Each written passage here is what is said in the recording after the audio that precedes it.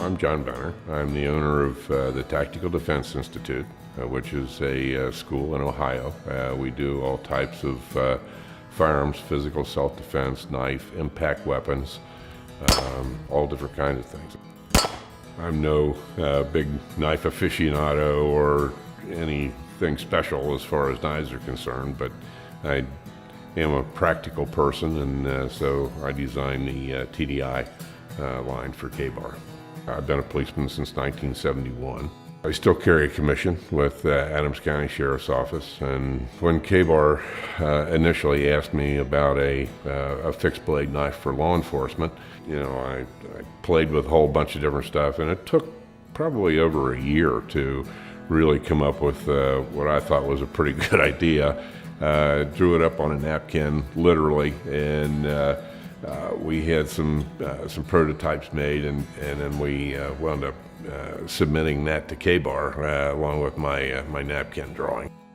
The initial knife that we came up with, which is this one right here, it turned out to be a really good design, and kind of the purpose behind it was that I looked at a whole bunch of different things, and with the knife, with the curve of the knife coming down, now you can bend over, you can sit down, you can do all kinds of different things. You can sit in that cruiser all day and not be bothered by the knife. In law enforcement now, we wear so much stuff on our belts, so it had to be something that went behind something like a magazine pouch or something like that, or on the inner belt, so that they could actually carry it and work with it. And then I wanted something that you could draw, something that's an act that they were used to doing. They're used to drawing their pistols because they actually practice to do that, and consequently I wanted to be able to draw the knife very similar to the pistol, but just on the other hand. A couple things that came out of it, and not necessarily because I was real good at thinking it through, but things that came out of it on top of it were, when you punch with this knife, it literally lines up with the bones in your arm so that you get a maximum striking power. And then, the other thing is it won't override your hand. That when you punch in and you hit something, it literally stops. As opposed to the knife going, if you don't have a good grip on the knife, you punch in and you hit something hard and your hand slides forward, you wind up cutting yourself.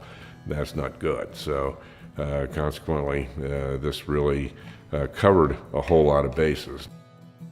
It was really kind of mind-bending to see something that you designed come to life.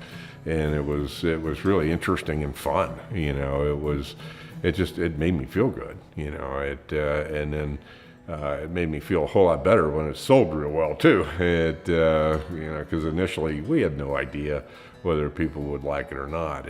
But then the first time I went with the president of K-Bar, we went to a ILFE conference, International Association of Law Enforcement Firearms Instructors, and when we had that knife there, the interest that we got on that, it was just mind-boggling. We figured it was going to be a success after that.